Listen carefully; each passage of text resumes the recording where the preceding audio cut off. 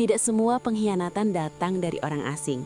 Sebagian justru berbisik pelan dari dalam rumah sendiri. Saat aku menyusui anakku di tengah malam, aku mendengar suara dari baby monitor. Bukan tangisan bayi, bukan suara langkah kaki, melainkan percakapan dua orang dewasa tentang masa depan yang tidak pernah melibatkanku. Di satu sisi, suamiku yang selama ini kupercaya. Di sisi lain, sahabatku sendiri, orang yang kuberi tempat di rumah dan di hidupku. Malam itu aku tidak berteriak. Aku menutup mulutku dengan tangan, menahan air mata, dan mulai menyusun rencana sebagai seorang ibu. Karena ketika seorang ibu terluka, yang pertama ia lindungi bukan hatinya, melainkan anaknya. Jika kamu pernah merasa dikhianati oleh orang yang paling kamu percaya, jika kamu percaya bahwa intuisi seorang ibu tidak pernah salah, dan jika kamu ingin tahu bagaimana seorang perempuan bangkit dengan diam, namun pasti, jangan lewatkan kisah ini. Tonton sampai akhir, subscribe dan aktifkan notifikasi. Karena setiap episode menyimpan kebenaran yang perlahan terungkap. Ini bukan sekedar cerita. Ini adalah gema luka yang akhirnya menemukan suara. Cahaya matahari pagi menyelinap lembut melalui celah gorden sutra di kamar kami. Aku terbangun dengan senyum yang tak kunjung pudar. Di sampingku, Fahmi masih terlelap. Nafasnya teratur dan tenang. Aku menatap wajah suamiku itu, pria yang selama 5 tahun ini menjadi pelabuhan terbaik bagiku. Hidupku terasa seperti mimpi yang menjadi nyata. Kami baru saja dikaruniai seorang putra, Alif, yang kini berusia 4 bulan. Lengkingan tangis kecil dari boks bayi di sudut kamar membuatku segera beranjak. Dengan hati-hati, aku menggendong Alif, menghirup aroma bedak bayi yang menenangkan. "Selamat pagi, sayang," suara bariton Fahmi menyapa. Ia sudah duduk di tepi tempat tidur, mengucak matanya pelan. "Pagi, Pa. Alif sudah lapar sepertinya," jawabku sambil tersenyum. Fahmi menghampiriku, mengecup keningku lama, lalu beralih mencium pipi gembul Alif. "Terima kasih ya, Arini. Kamu sudah menjadi istri dan ibu yang luar biasa.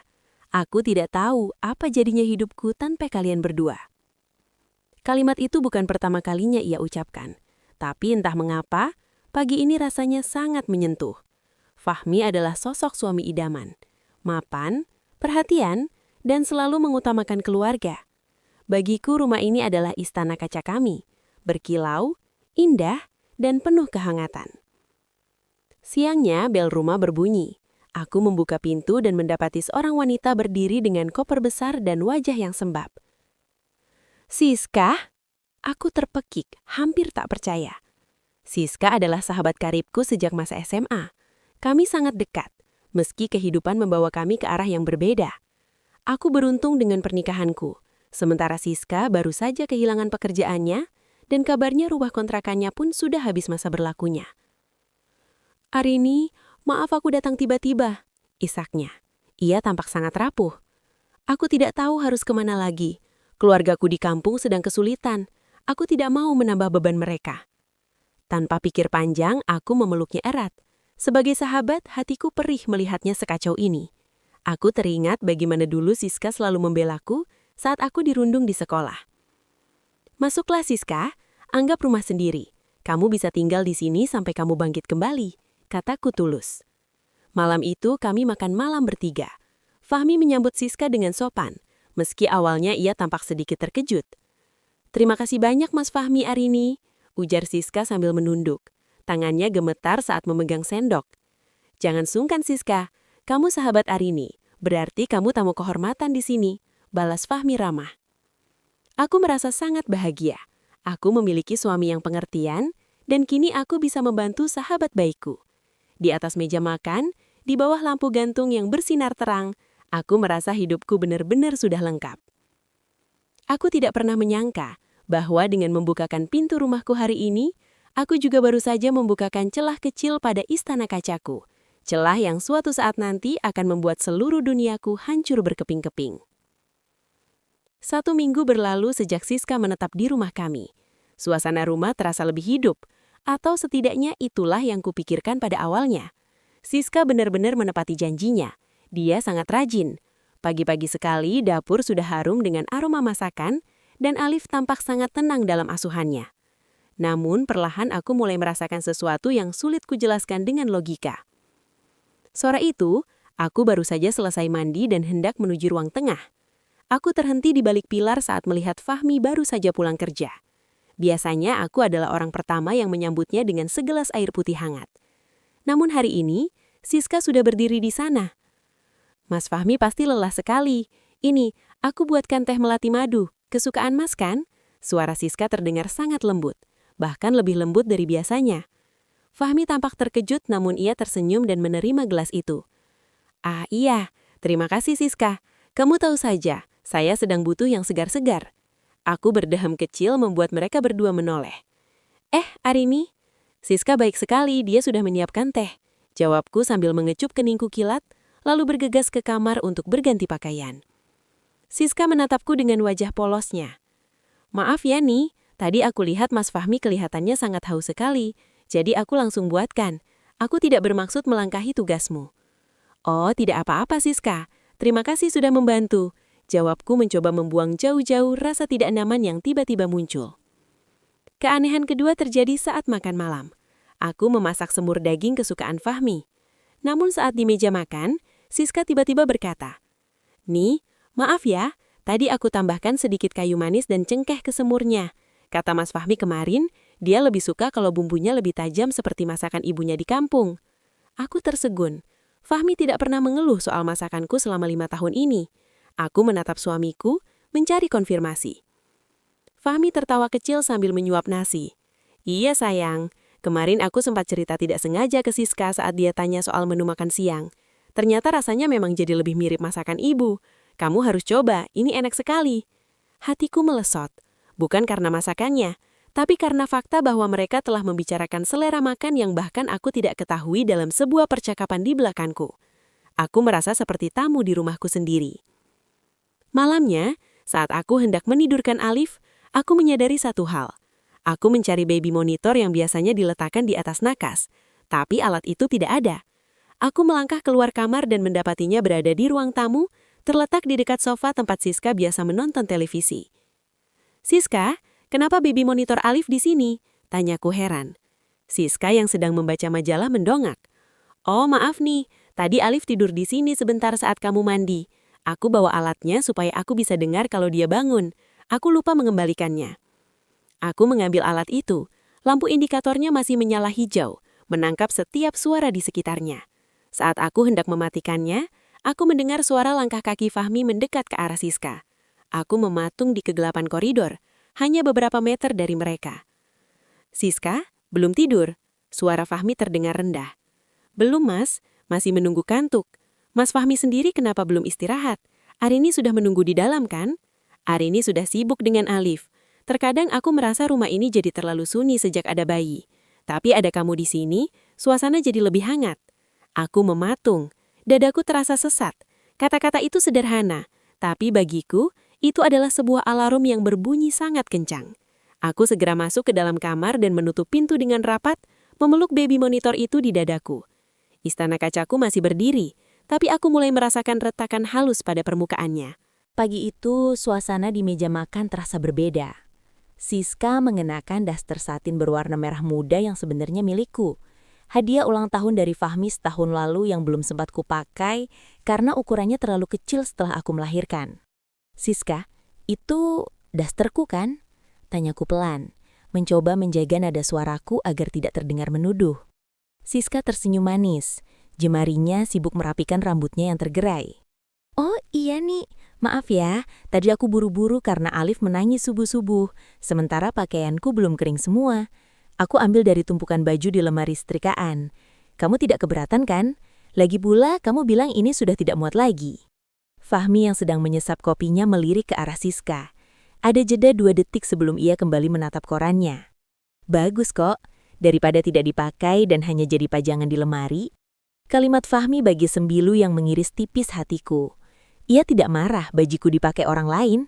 Ia justru mendukungnya. Aku hanya bisa terdiam, menyuapi Alif dengan tangan yang sedikit gemetar. Beberapa hari kemudian, Fahmi mengumumkan bahwa ia harus pergi keluar kota untuk urusan bisnis selama 3 hari. Jaga diri baik-baik ya sayang, ada Siska di sini, jadi aku sedikit tenang meninggalkanmu dan Alif, ujar Fahmi sambil mengetak koper. Kenapa tidak Siska saja yang pulang dulu sementara kamu pergi, Mas? Aku bisa memanggil ibuku untuk menginap, usulku. Aku hanya ingin ruang pribadiku kembali. Fahmi menghentikan aktivitasnya dan menatapku dengan tatapan yang sulit diartikan. Arini, Siska itu sedang kesulitan. Tega sekali kamu mengusirnya di saat seperti ini. Dia sudah banyak membantumu menjaga Alif, kan? Aku bungkam. Untuk pertama kalinya, Fahmi membentakku secara halus demi membela Siska. Setelah Fahmi berangkat, suasana rumah menjadi sunyi yang mencekam. Siska tiba-tiba menjadi lebih pendiam. Ia lebih banyak menghabiskan waktu di kamar tamu atau di dapur. Malam kedua tanpa Fahmi, aku tidak bisa tidur. Aku memutuskan menuju dapur untuk mengambil segelas air. Saat melewati kamar tamu yang ditempati Siska, aku mencium sesuatu. Aroma itu sangat kuat. Itu adalah aroma parfum maskulin yang sangat aku kenali. Parfum Fahmi. Kenapa kamar Siska berbau seperti parfum suamiku? Aku berdiri mematung di depan pintunya yang tertutup rapat. Tanganku gemetar saat ingin mengetuk, namun aku urungkan. Keesokan harinya, aku memutuskan untuk melakukan sesuatu yang sebelumnya tak pernah terfikirkan olehku. Aku merasa seperti orang asing di rumahku sendiri. Aku mengambil baby monitor cadangan yang masih baru di dalam gudang. Saat Siska sedang di halaman belakang menjemur pakaian, aku masuk ke kamarnya dengan jantung berdegup kencang. Aku menyembunyikan unit sensor baby monitor itu di balik tumpukan buku di rak tindi yang sulit dijangkau, lalu menyambungkannya dengan unit penerima yang ada di ponselku melalui aplikasi. Aku hanya ingin membuktikan perasaanku salah. Aku hanya paranoid karena kurang tidur, bisikku pada diri sendiri. Malam harinya, Fahmi pulang lebih awal dari jadwal. Ia tampak segar, tidak terlihat seperti orang yang habis menempuh jarak jauh. Ia langsung memelukku, namun matanya mencari sosok lain. Siska mana? Tanyanya spontan. Di kamarnya, mungkin sudah tidur, jawabku datar. Kami pun masuk ke kamar untuk beristirahat. Saat Fahmi sudah terlelap di sampingku, aku mengambil ponselku dan memasang earphone. Aku membuka aplikasi baby monitor yang tersambung ke kamar Siska. Awalnya hanya suara gesekan kain, lalu aku mendengar suara pintu kamar Siska terbuka pelan. Bagaimana? Dia sudah tidur. Duniaku seakan berhenti berputar. Suara itu bukan suara Siska, itu suara pria, suara yang sangat aku kenali, suara yang baru saja membisikkan kata sayang di telingaku sebelum tidur. Shh, kecilkan suaramu, Arini sangat sensitif akhir-akhir ini, balas suara wanita yang tak lain adalah Siska. Tanganku berdingin, aku menoleh ke sampingku, tempat di sebelahku kosong, selimutnya tersingkap, Fahmi tidak ada di sana. Aku bangkit dengan lutut yang lemas, air bata mulai menggenang. Dengan tangan gemetar, aku mendengarkan kelanjutan percakapan dari alat kecil itu. Alat yang seharusnya digunakan untuk menjaga bayiku, kini justru merobek jantungku.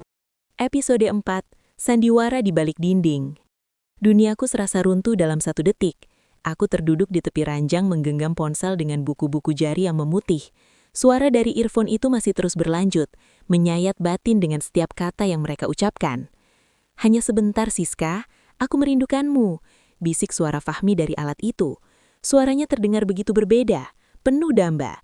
Sesuatu yang sudah berbulan-bulan tidak ia berikan kepadaku sejak aku sibuk dengan kehamilan dan kelahiran Alif. Jangan sekarang, Mas. Kalau Arini bangun dan melihatmu tidak di sampingnya, semua rencana kita berantakan. Jawab Siska. Suaranya tidak lagi terdengar lemah atau butuh dikasihani. Itu adalah suara wanita yang memegang kendali. Rencana? Rencana apa? Nafas dan detak jantungku berpacu tidak karuan. Aku mencoba berdiri namun kakiku terasa seperti jeli. Aku harus melihatnya sendiri. Aku harus memastikan bahwa alat ini tidak sedang mempermainkanku. Dengan langkah tanpa alas kaki, aku menyelinap keluar kamar. Koridor rumah kami gelap, hanya diterangi lampu redup dari arah dapur. Aku berdiri di depan pintu kamar Siska. Pintunya tidak tertutup rapat, menyisakan celah tipis. Dari sana aku melihat bayangan 2 orang yang berdiri sangat dekat. Mas, kembali ke kamar sekarang. Suara Siska terdengar lagi, kali ini dalam bentuk bisikan langsung yang bisa aku dengar tanpa alat. Ingat, sampai surat-surat itu ditandatangani, kita harus tetap bermain peran. Aku tahu, aku hanya muak berpura-pura menjadi suami yang sempurna untuk wanita yang hanya tahu cara mengurus bayi dan mengabaikan suaminya. balas Fahmi dingin. Dek, kalimat itu lebih menyakitkan daripada pengkhianatan itu sendiri. Aku yang mengorbankan waktu tidur, karir, dan bentuk tubuhku untuk anak kita dianggap sebagai beban yang membosankan. Aku segera mundur ke belakang saat mendengar langkah kaki mendekati pintu. Aku berlari sekencang mungkin tanpa suara kembali ke kamarku, melompat ke bawah selimut dan memejamkan mata rapat-rapat.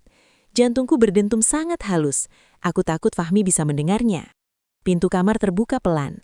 Aku merasakan kasur di sebelahku amblas saat Fahmi merebahkan dirinya. Ia menghela napas panjang, lalu menarik selimut seolah tidak ada sesuatu pun terjadi. Malam itu aku tidak memejamkan mata sedetik pun. Di kegelapan aku menatap langit-langit kamar yang tampak asing bagiku. Rumah ini bukan lagi istanaku. Ini adalah sangkar emas yang penuh duri. Keesokan harinya, aku terbangun dengan mata sembab. Di meja makan, Siska sudah menyiapkan sarapan dengan senyum lebar yang biasanya aku anggap ramah, namun kini terlihat seperti seringai serigala. "Pagi Arini, kamu pucat sekali, kurang tidur karena Alif?" tanya Siska sambil menyodorkan segelas jus jeruk. Aku menatap gelas itu. Tiba-tiba rasa mual dan ketakutan menyerangku. Apakah dia mencoba meracuniku? Apakah ini bagian dari rencana yang mereka bicarakan semalam? "Aku tidak nafsu makan," kataku singkat sambil beranjak mengambil Alif dari boksnya. Fahmi turun dengan setelan kerjanya yang rapi. "Sayang, hari ini aku ada pertemuan penting, mungkin pulang agak malam. Siska tolong jaga Arini dan Alif ya." "Tentu Mas Fahmi jangan khawatir," jawab Siska dengan nada patuh yang memuakan. Fahmi mencium keningku, kecupan yang kini terasa seperti bisaan ular. Saat ia berbalik, aku melihatnya memberikan anggukan kecil yang sangat halus kepada Siska, sebuah kode. Kejadian membahayakan itu benar-benar terjadi siang harinya. Saat aku sedang berada di lantai atas untuk menjemur baju bayi, aku mendengar suara Alif menangis kencang di ruang tengah. Aku berlari turun, namun langkahku terhenti di tangga. Aku melihat Siska sedang berdiri di depan tangga, menghalangi jalanku dengan wajah yang datar, tanpa ekspresi kasihan sedikit pun. "Arini, tenang saja, Alif hanya taus," katanya tenang. "Minggir Siska, itu anakku," teriakku. "Anakmu?" Siska melangkah satu langkah ke depan, menatapku tajam. "Segera nanti dia akan menjadi anakku juga. Kamu tahu Arini, fisikmu lemah, mentalmu terguncang sejak melahirkan. Mas Fahmi sudah menyiapkan dokumen medis yang menyatakan kamu mengalami depresi berat dan tidak mampu merawat anak. Bukankah lebih baik Alif bersamaku?" Kepalaku pening. Mereka tidak hanya mengkhianatiku, mereka ingin melenyapkanku dari kehidupan anakku sendiri. "Kamu gila!" Aku mencoba menerobos, namun Siska sengaja menjatuhkan sebuah vas bunga besar di depan kakiku, hingga pecah berkeping-keping. "Ups, hati-hati Nik. Kalau kamu jatuh di pecahan ini, orang-orang akan semakin yakin kalau kamu memang sudah tidak stabil secara mental," bisiknya dengan suara yang membuat bulu kuduku berdiri. Saat itulah aku menyadari, aku tidak hanya sedang menghadapi pengkhianatan. Aku sedang berada di tengah konspirasi untuk merampas satu-satunya harta berhargaku, anakku. Pecahan vas itu berkilau tajam di bawah lampu ruang tengah, seakan menertawakan posisiku yang terpojok. Aku menatap Siska, wanita yang dulu kubagi rahasia remajaku, kini berdiri seperti algojo yang siap mencabut kebahagiaanku. Tangis Alif di boksnya semakin kencang, membelah kesunyian rumah yang kini terasa seperti penjara. "Kenapa Siska?" Suaraku bergetar, namun bukan karena takut. Ini adalah getaran kemarahan yang tertahan. "Aku memberimu tempat berteduh saat kamu tak punya apa-apa. Kenapa kamu melakukan ini padaku?" Siska tertawa kecil. Suara yang biasanya terdengar renyah kini terdengar seperti gesekan amplas. "Kamu selalu merasa paling beruntung, Arini. Kamu punya rumah mewah, suami kaya, dan anak yang lucu. Kamu pikir aku senang melihatmu pamer kebahagiaan setiap hari? Mas Fahmi berhak mendapatkan wanita yang lebih hidup, bukan wanita yang hanya bisa menangis karena lelah mengurus bayi." Ia melangkah mendekat, mengabaikan pecahan keramik di lantai. "Dan soal rumah ini, Mas Fahmi sudah menjanjikannya padaku. Kamu hanya perlu menandatangani beberapa dokumen pemulihan kesehatan agar kami bisa mengurus sisanya." "Aku tidak akan pernah menandatangani apapun," teriakku sambil mendorongnya dengan tenaga yang entah dari mana datangnya. Aku berlari ke arah Alif, mendekapnya erat. Jantungku berdegup kencang saat melihat Alif tampak berkeringat dan gelisah. Aku segera membawanya ke dalam kamar dan mengunci pintu dari dalam. Nafas Alif terasa sedikit berat. "Alif, sayang, ibu di sini," bisikku sambil menangis. Tak lama kemudian, terdengar suara kunci diputar dari luar. Siska mencoba membuka pintu kamarku. "Arini, buka pintunya. Kamu jangan kekanak-kanakan. Kamu sedang sakit, ingat? Aku akan menelepon Mas Fahmi dan memberitahunya kalau kamu sedang kumat." Aku tidak menjawab. Dengan tangan gemetar aku mengambil ponsel dan menyalakan rekaman baby monitor cadangan yang masih tersembunyi di kamar Siska. Aku harus tahu apa yang mereka rencanakan selanjutnya.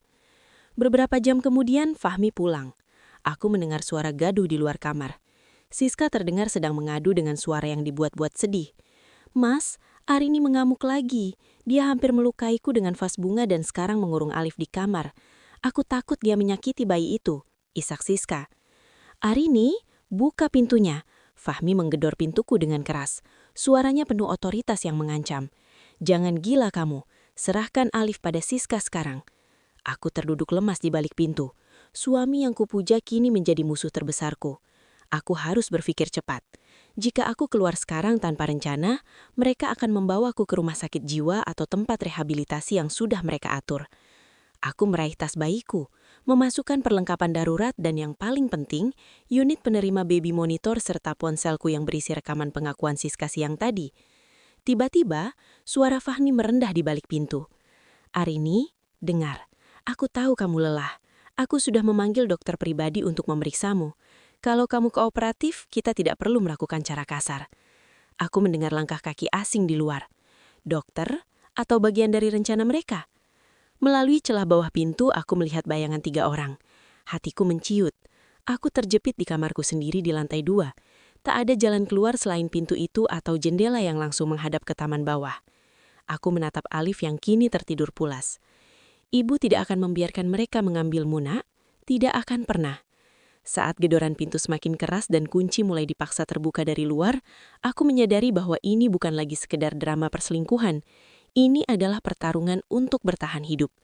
Aku harus mencari cara untuk keluar dari rumah ini sebelum fajar menyingsing. Namun rintangannya sangat berat. Siska selalu berjaga di koridor, dan Fahmi memegang kendali atas semua akses keluar rumah. Aku teringat satu hal. Balkon kamarku tersambung dengan atap dapur yang cukup landai. Itu satu-satunya jalan, namun sangat beresiko. Di tengah ketakutan itu, ponselku bergetar. Sebuah notifikasi dari aplikasi baby monitor di kamar Siska muncul. Mereka sedang membicarakan sesuatu di ruang tengah. Aku memasang earphone dengan cepat. "Mas, obat tidurnya sudah dimasukkan ke dalam susunya?" "Sudah. Begitu dia minum air di nakas kamarnya, dia akan tertidur cukup lama untuk kita membawanya pergi tanpa keributan." Aku menatap gelas air putih di atas nakasku. Gelas yang baru saja diletakkan Siska sebelum aku mengunci diri tadi. Tanganku gemetar. Mereka benar-benar ingin melumpuhkanku. Gelas air di nakas itu kini tampak seperti piala berisi racun. Aku menatapnya dengan ngeri menyadari betapa dingin dan terencana pengkhianatan mereka. Jika aku minumnya, aku akan terbangun tanpa Alif di pelukanku. Atau mungkin aku tidak akan pernah terbangun di rumah ini lagi. Gedoran di pintu berhenti. Keheningan yang mengikuti justru jauh lebih menakutkan. Aku bisa mendengar bisikan-bisikan halus di balik pintu, seolah-olah mereka sedang menunggu efek obat itu bekerja. "Arini, kamu sudah tenang." Suara Fahmi terdengar lembut, namun kini bagiku itu adalah suara predator yang sedang mengintai. "Minumlah airnya, lalu istirahatlah. Besok pagi semuanya akan membaik." Aku tidak menjawab. Aku harus bertindak sekarang. Dengan tangan gemetar, aku mengosongkan isi gelas itu ke dalam pot tanaman di pojok kamar agar mereka mengira aku telah minumnya. Kemudian aku mulai mengenakan kain gendongan yang paling kuat untuk mengikat Alif ke dadaku. Bayiku yang malang, dia tampak sangat tenang, tidak tahu bahwa dunianya sedang dipertaruhkan. Aku menatap balkon. Hujan mulai turun rintik-rintik, membuat genting di tempat dapur di bawah sana menjadi sangat licin. Ini gila, ini berbahaya, tapi tinggal di sini jauh lebih berbahaya. Tiba-tiba lampu kamar padam, gelap gulita. Mereka sengaja mematikan aliran listrik dari panel utama untuk membuatku panik dan keluar. "Ini saatnya," bisikku pada diri sendiri. Aku membuka pintu balkon sepelan mungkin. Angin malam yang dingin menusuk tulang, tapi adrenalin membuatku tetap tegak. Aku memanjat pagar balkon, jantungku berdegup kencang hingga rasanya ingin melompat keluar dari dada. Dengan perlahan aku menurunkan kakiku di atas atap dapur yang miring. Krak! Suara genting yang bergeser terdengar sangat keras di kesunyian malam. Aku membeku. "Mas, suara apa itu dari belakang?" Suara Siska memekik dari lantai bawah. Langkah kaki terdengar berlari menuju dapur. Aku tidak punya waktu lagi. Tanpa memendulikan rasa takut, aku merosot di atas atap menahan beban Alif agar tidak terbentur dan melompat ke arah rimbunnya pohon kamboja di taman samping. Bruak! Aku jatuh terduduk di atas rumput basah. Rasa nyeri menjalar di pergelangan kakiku tapi aku abaikan. Aku segera bangkit dan berlari ke jalan raya yang sepi. Di ujung jalan aku melihat sebuah taksi yang sedang menurunkan penumpang. Dengan sisa tenaga aku berteriak memanggilnya. "Pak, tolong Pak!" Taksi itu berhenti. Aku melompat masuk tepat saat Fahmi muncul di gerbang depan rumah dengan wajah yang penuh amarah. "Jalan Pak, tolong jalan sekarang!" isakku. Sopir taksi yang tampak bingung itu langsung menginjak gas. Aku menoleh ke belakang melalui gaca belakang yang buram oleh air hujan. Di sana di bawah lampu jalan, aku melihat Fahmi dan Siska berdiri berdampingan. Mereka tidak mengejarku dengan mobil, mereka hanya berdiri diam, menatap kepergianku dengan tatapan yang dingin. Siska tampak membisikkan sesuatu ke telinga Fahmi, lalu pria yang dulu kucintai itu mengangguk. Aku memeluk Alif erat di dalam taksi yang melaju kencang. Aku berhasil keluar dari rumah itu, tapi hatiku diliputi ketakutan baru. Mereka terlalu tenang. Mereka seolah sudah tahu bahwa pelarianku ini hanyalah bagian dari permainan mereka yang lebih besar. Aku membuka ponselku. Sebuah pesan masuk dari nomor yang tidak dikenal. "Kamu bisa lari, tapi kamu tidak bisa membawa bukti apapun. Lihat tas yang kamu bawa." Aku segera memeriksa tas bayiku yang bawa. Jantungku seolah berhenti. Flash disk berisi rekaman baby monitor dan ponsel bat cadanganku tidak ada. Tas itu telah ditukar. Di dalamnya hanya tersisa tumpukan kain perca dan botol susu kosong. Aku terjebak. Aku tidak punya bukti. Aku tidak punya uang tunai yang cukup, dan kini aku adalah seorang ibu yang dianggap tidak stabil secara mental yang membawa kabur bayinya sendiri. Pelarian ini baru saja dimulai, dan rintangannya jauh lebih berat dari yang aku bayangkan. Taksi itu membawaku menembus kegelapan malam yang kian pekat. Aku meringkuk di kursi belakang, memeluk Alif yang mulai merengek kecil. Tanganku gemetar saat meraba-raba isi tas itu berkali-kali, berharap keajaiban bahwa ponsel cadangan dan flash disk itu terselip di suatu tempat. Namun nihil. Siska telah memikirkan semuanya.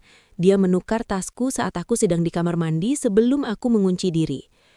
"Bu, kita kemana?" tanya supir taksi itu. Matanya melirik melalui spion tengah, menatapku yang tampak berantakan dengan baju basah kuyup. Ke stasiun Gambir, Pak," jawabku asal. Aku butuh tempat publik yang ramai agar mereka sulit menculikku kembali di tengah jalan. Di dalam taksi, aku mencoba mengatur napas. Tanpa bukti rekaman itu, aku hanyalah seorang wanita yang terlihat seperti sedang mengalami gangguan jiwa, persis seperti skenario yang Fahmi bangun. Aku harus mencari tempat berlindung, tapi bukan ke rumah ibuku. Fahmi pasti akan mencariku di sana pertama kali. Aku teringat pada Ibu Lastri, mantan pengasuhku saat kecil yang kini tinggal di sebuah gang sempit di daerah pinggiran kota. Hanya dia yang bisa kupercaya. "Pak, maaf, ganti tujuan, ke arah Kampung Melayu," kataku lirih. Setelah membayar dengan sisa uang di dompetku, aku berjalan terpincang-pincang menyusuri gang sempit yang becek. Di ujung jalan, sebuah rumah kecil dengan lampu teras yang temaram menyambutku. "Non Arini," Ibu Lastri terperanjat saat membuka pintu. Ia melihatku yang menggigil dan menggendong bayi di tengah malam. Ya Tuhan, apa yang terjadi? Begitu masuk ke dalam kehangatan rumahnya, pertahananku runtuh. Aku menangis sejadi-jadinya di pelukan wanita tua itu. Aku menceritakan semuanya, tentang Siska, tentang pengkhianatan Fahmi, dan tentang dokumen medis palsu itu. "Mereka ingin membuangku, Bu. Mereka ingin mengambil Alif," isakku. Ibu Lastri mengusap punggungku. "Tenang, Non. Di sini aman. Mereka tidak akan tahu Non di sini. Tapi Non tidak bisa terus bersembunyi. Mereka punya uang dan kuasa." Malam itu aku tidak bisa memejamkan mata. Aku menatap Alif yang tertidur di atas kasur tipis. Tekadku mulai membatu. Jika mereka ingin bermain kotor, aku harus belajar cara bermain cerdik. Aku menetapkan sebuah tujuan besar. Aku harus mendapatkan bukti baru dan membersihkan namaku sebelum Fahmi melaporkan aku ke polisi atas tuduhan membawa lari anak di bawah pengaruh gangguan jiwa. Keesokan paginya, kejutan buruk kembali datang. Ibu Lastri menunjukkan layar televisi tua di ruang tamunya. Berita di sebuah kanal gosip menampilkan wajah Fahmi yang tampak sangat sedih berdiri di depan rumah kami yang megah. Saya mohon, jika ada yang melihat istri saya Arini, tolong hubungi kami. Dia sedang dalam perawatan medis karena depresi pasca melahirkan yang hebat. Kami sangat mengkhawatirkan keselamatan bayi kami. Ujar Fahmi di depan kamera, aktingnya begitu sempurna hingga ia terlihat seperti suami yang tersiksa. Lalu Siska muncul di sampingnya, mengenakan pakaian sopan dan menyeka air mata palsu. Arini, pulanglah. Alif butuh obat-obatannya. Jangan biarkan penyakitmu mencelakai anakmu sendiri. Darahku mendidih. Mereka sudah menggunakan media untuk menyudutkanku secara nasional. Sekarang seluruh negeri menganggapku sebagai ibu yang berbahaya bagi anaknya sendiri. Aku tidak boleh menyerah, bisikku sambil mengepalkan tangan. Jika mereka menggunakan teknologi untuk menjebakku, aku akan menggunakan cara manual untuk menghancurkan mereka. Aku teringat pada satu orang, Pak Baskoro, pengacara tua yang dulu pernah dibantu oleh mendiang ayahku. Dia dikenal idealis dan benci pada ketidakadilan. Namun untuk menemuinya, aku harus keluar dari persembunyian ini dan mengambil resiko tertangkap oleh orang-orang suruhan Fahmi yang mulai menyisir kota. Rintanganku pertama baru saja bermulai. Bagaimana aku bisa melintasi kota tanpa terdeteksi, sementara wajahku kini ada di setiap berita sebagai ibu yang hilang. Duniaku kini menyempit di dalam ruang tamu kecil Ibu Lastri yang pengap. Di layar televisi wajahku terus terpampang, diputar ulang seolah-olah aku adalah buronan yang paling dicari. Kata depresi dan tidak stabil disematkan di bawah namaku seperti label permanen. Non, jangan lihat TV lagi, pinta Ibu Lastri sambil mematikan televisi. Itu hanya akan membuat hati Non semakin sakit. Aku tidak boleh sakit, Bu. Aku harus bergerak, kataku dengan suara yang jauh lebih tenang namun dingin. Ibu Lastri membantuku merubah penampilan. Kita memotong rambut panjangku yang selama ini menjadi kebanggaan Fahmi menjadi pendek sebahu dan tidak beraturan. Aku mengenakan kacamata tua milik Ibu Lastri dan memakai jilbab lusuh dan baju daster besar agar bentuk tubuhku tidak dikenali. Alif kupakaikan baju yang sangat sederhana dan gendongan kain jarik yang kumal. Kini aku tidak lagi terlihat seperti istri pengusaha kaya, aku terlihat seperti ibu rumah tangga biasa yang sedang kesulitan. Tujuanku hanya satu, kantor Pak Baskoro di pusat kota. Bisikku. Keluar dari gang sempit itu terasa seperti melangkah ke medan perang. Setiap kali melihat mobil mewah lewat, jantungku seakan berhenti. Di sebuah halte bus, aku melihat poster kecil yang ditempel di tiang listrik. Foto wajahku dengan tulisan, "Hati-hati, wanita ini mengalami gangguan mental. Segera hubungi nomor di bawah ini jika melihatnya."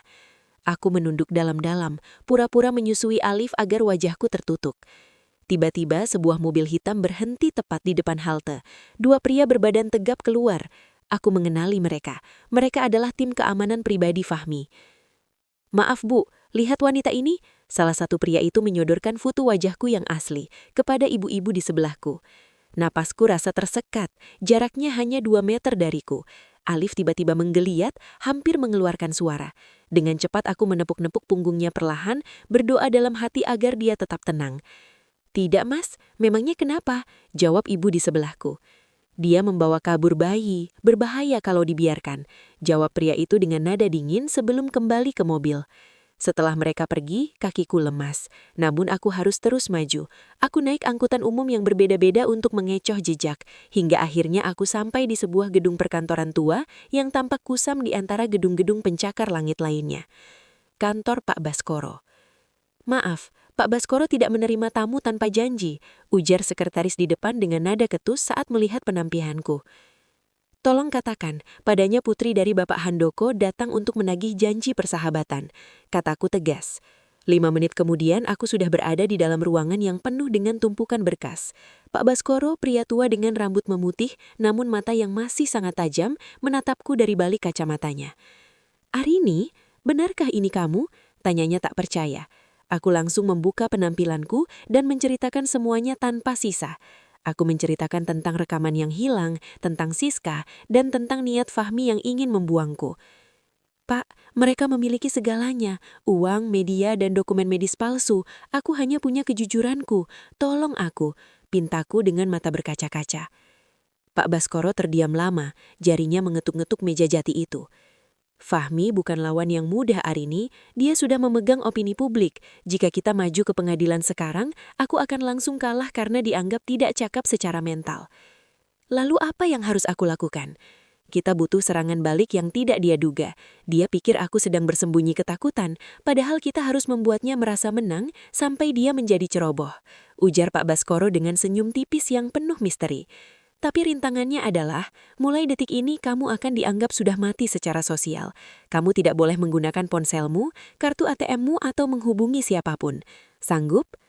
Selama itu bisa membuat Alif tetap bersamaku, aku sanggup.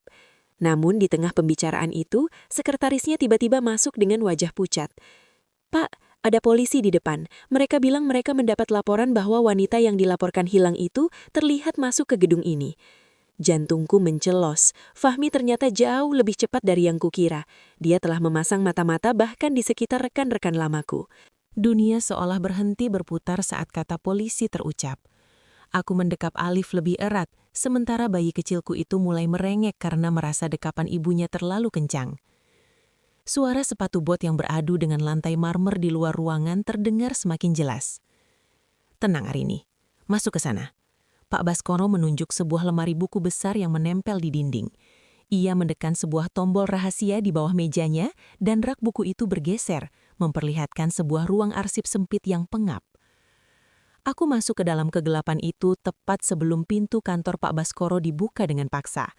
Dari celah tipis di antara tumpukan dokumen, aku bisa melihat apa yang terjadi di luar. Selamat siang Pak Baskoro, kami mendapat laporan bahwa Arini, istri Bapak Fahmi, terlihat masuk ke sini. Ujar seorang petugas polisi dengan nada tegas namun tetap sopan. Di belakang polisi itu, sesosok pria muncul, Fahmi. Wajahnya tampak begitu kuyu. Aktingnya sebagai suami yang hancur masih sangat konsisten. Tolonglah Pak Pengacara, jika Arini ada di sini, katakan padanya untuk keluar. Saya tidak marah, saya hanya ingin dia dan bayi kami mendapatkan pengobatan. Dia sedang sakit. Pak Baskoro bangkit dari kursinya dengan tenang. Bapak Fahmi, Anda tahu saya menghormati hukum.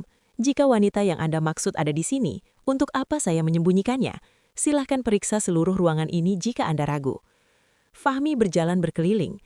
Ia menyentuh meja, memeriksa balik tirai, dan tepat saat ia berdiri di depan rak buku tempatku bersembunyi, jantungku serasa berhenti berdetak. Aku menahan nafas, bahkan menutup mulut Alif dengan lembut agar suara nafasnya tidak terdengar. Fahmi menatap rak buku itu cukup lama. Matanya menyipit. Rak buku ini sepertinya baru saja digeser, gumamnya pelan.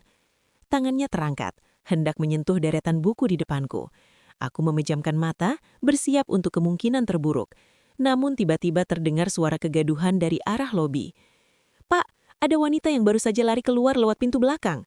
Teriak seorang petugas dari luar. Fahmi langsung berbalik dan berlari keluar ruangan diikuti oleh para polisi. Aku terduduk lemas di lantai ruang arsip yang dingin setelah rak buku itu tertutup kembali. Itu sekretarisku. Dia sengaja mengenakan kerudung yang sama denganmu untuk memancing mereka pergi. Suara Pak Baskoro terdengar melalui lubang udara kecil. Tapi ini hanya memberi kita waktu sebentar Arini, mereka akan segera sadar bahwa itu bukan kamu. Setelah keadaan dirasa aman, Pak Baskoro mengeluarkanku. Wajahnya kini terlihat sangat serius. Arini, Fahmi tidak lagi bermain-main. Dia menggunakan koneksinya untuk melacak setiap gerak-gerikmu. Kamu tidak bisa lagi tinggal di kota ini. Aku punya sebuah pondok kecil di pinggiran hutan, tempat itu tidak terdaftar atas namaku. Kamu harus berangkat sekarang juga. Tapi Pak, bagaimana dengan rencanaku? Bagaimana aku bisa membuktikan mereka bersalah kalau aku harus bersembunyi di hutan? Tanyaku frustasi.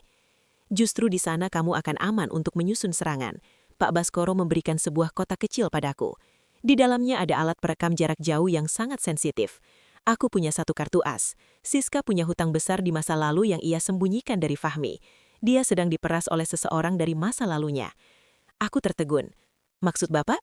Fahmi pikir Siska mengendalikan Siska, tapi sebenarnya Siska memiliki rahasia yang bisa menghancurkan hubungan mereka sendiri. Kamu harus memancing Siska untuk bicara melalui alat ini, tapi rintangannya berat. Kamu harus berani muncul kembali di hadapan Siska tanpa diketahui oleh Fahmi. Aku menatap kotak itu. Ini adalah misi bunuh diri. Menemui Siska berarti menyerahkan diriku kembali ke sarang serigala. Namun jika aku ingin bebas, aku harus masuk ke dalam badai itu. Aku akan melakukannya, kataku dengan suara yang kini tak lagi gemetar. Aku akan membuat mereka saling menghancurkan. Malam itu, dengan bantuan supir kepercayaan Pak Baskoro, aku dibawa pergi meninggalkan hiruk-pikuk kota menuju kegelapan pinggiran hutan. Aku menatap lampu-lampu kota yang menjauh, berjanji dalam hati bahwa saat aku kembali nanti, aku bukan lagi Arini yang lemah, melainkan Arini yang akan menuntut balas atas setiap air mata yang jatuh. Pondok di pinggiran hutan itu sunyi, hanya suara jangkrik yang menemani malam-malamku. Namun pikiranku justru sedang menari-nari dalam rencana yang sangat berbahaya. Di tanganku, alat perekam kecil dari Pak Baskoro berkilat di bawah lampu minyak. Ini tidak cukup. Jika aku membiarkan mereka menang, Alif akan tumbuh besar dengan menganggap ibunya adalah seorang wanita gila. Langkah pertama dimulai. Pak Baskoro memberikan informasi berharga. Siska setiap hari Selasa pergi ke sebuah klinik kecantikan eksklusif di pusat kota secara diam-diam. Sebuah kemewahan yang ia beli menggunakan uang dari kartu kredit cadangan Fahmi yang tidak pernah aku ketahui sebelumnya. Aku harus memancingnya keluar dari zona nyaman. Selasa pagi, aku kembali ke kota dengan penyamaran yang berbeda. Kali ini aku mengenakan seragam petugas kebersihan klinik tersebut, lengkap dengan masker medis yang menutupi separuh wajahku.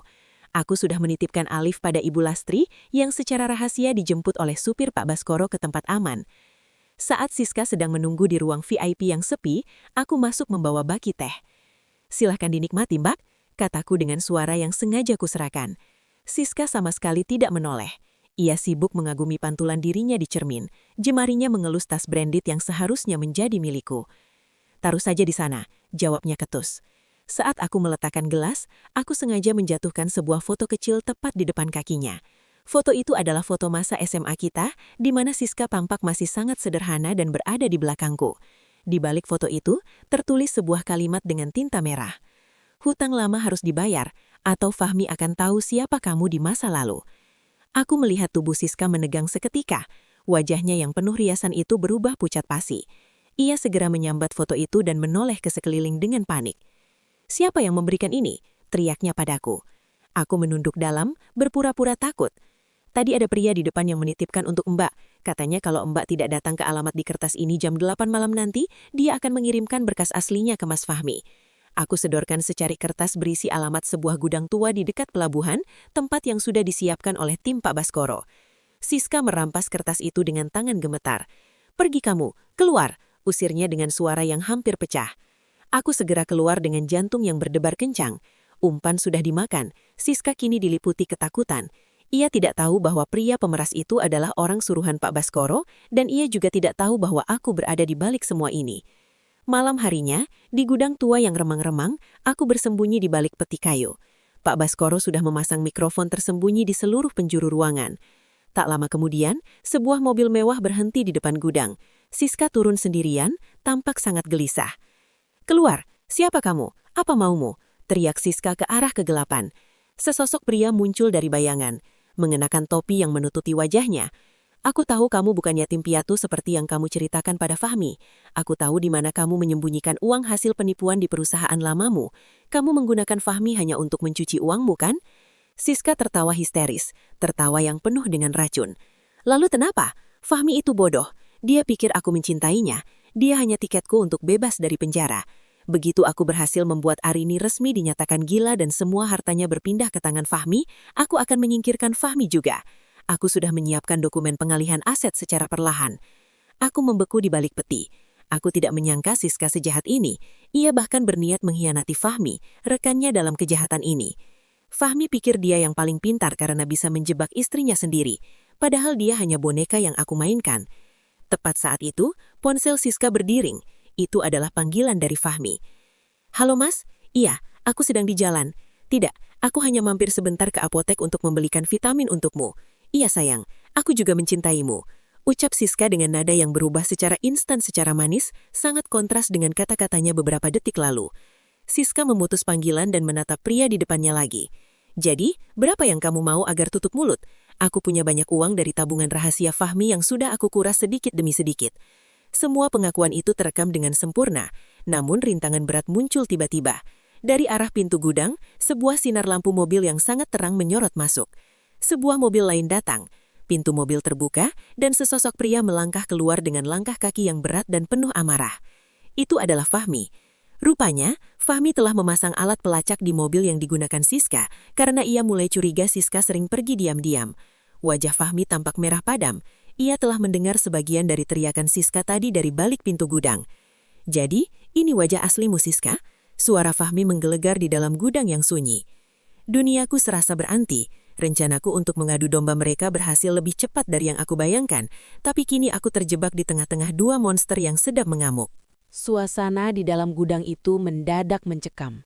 Sinar lampu mobil yang menembus debu-debu beterbangan menciptakan siluet yang mengerikan. Fahmi berdiri di sana. Napasnya memburu, menatap Siska seolah-olah wanita itu adalah orang asing yang baru saja ia temui di jalanan. Mas Fahmi, sejak kapan kamu di sini?" Suara Siska menciut. Keberaniannya yang tadi meluap-luap kini hilang tak berbekas. "Sejak kamu menyebutku bodoh," teriak Fahmi. Suaranya menggema, memantul di dinding-dinding seng gudang yang dingin. "Sejak kamu mengaku hanya menjadikanku boneka untuk mencuci uang harammu." Aku bergeming di balik peti kayu, menahan napas sedalam mungkin. Jantungku berdegup sangat kencang hingga aku takut suaranya bisa terdengar oleh mereka. Di genggamanku, alat perekam itu masih menyala, menangkap setiap detak kehancuran mereka. "Mas, dengar dulu, itu tidak benar. Pria ini, dia memeras aku. Aku hanya bicara asal agar dia takut." Siska mencoba mendekat. Tangannya hendak meraih lengan Fahmi, namun Fahmi menepisnya dengan kasar. "Jangan sentuh aku dengan tangan yang sudah mencuri uangku," bentak Fahmi. "Aku telah mengorbankan istriku, mengorbankan nama baikku, dan hampir membuang anakku sendiri demi wanita sepertimu. Aku pikir kamu adalah kedamaianku, Siska. Ternyata kamu adalah racun yang paling mematikan." Siska yang menyadari bahwa posisinya sudah terpojok, tiba-tiba mengubah ekspresi wajahnya. Kesedihan palsunya hilang, digantikan oleh tatapan dingin yang tajam. Ia berdiri tegak, merapikan rambutnya yang sedikit berantakan. "Baiklah, kalau itu yang kamu mau, Fahmi." Suara Siska berubah menjadi tenang namun berbisa. "Jangan berlagak seperti korban yang suci. Siapa yang menyuruh dokter membuat diagnosa palsu tentang kondisi mental Arini? Siapa yang menukar obat-obatan Arini dengan vitamin yang membuatnya sering berhalusinasi? Itu kamu, Fahmi. Kamu yang paling ingin menyingkirkannya karena kamu takut dia menuntut harta Gonogini jika kalian bercerai." Fahmi terdiam. Wajahnya pucat pasi. Rahasia gelap yang paling ia simpan rapat kini diumbar oleh rekan kejahatannya sendiri. "Kita berada di kapal yang sama, Mas," lanjut Siska dengan senyum sinis. "Kalau aku tenggelam, aku pastikan kamu akan ikut bersamaku ke dasar laut. Kita lihat siapa yang akan dipercaya polisi, seorang suami yang memalsukan surat medis istrinya atau aku." Tepat saat itu, sebuah suara retakan kecil terdengar dari arah persembunyianku. Kakiku yang masih nyeri karena pelarian tempo hari tanpa sengaja menyenggol sebuah botol kaca kosong. Ting! Suara itu kecil, tapi di tengah keheningan yang tegang itu, bunyinya terdengar seperti ledakan. "Siapa di sana?" Fahmi menoleh ke arah peti kayu tempat aku berada. Matanya penuh dengan kecurigaan dan kemarahan yang meluap. "Pasti pemeras itu punya komplotan," teriak Siska. "Cepat tangkap dia, Mas. Jangan biarkan mereka pergi membawa rekaman apapun." Fahmi melangkah mendekat ke arahku.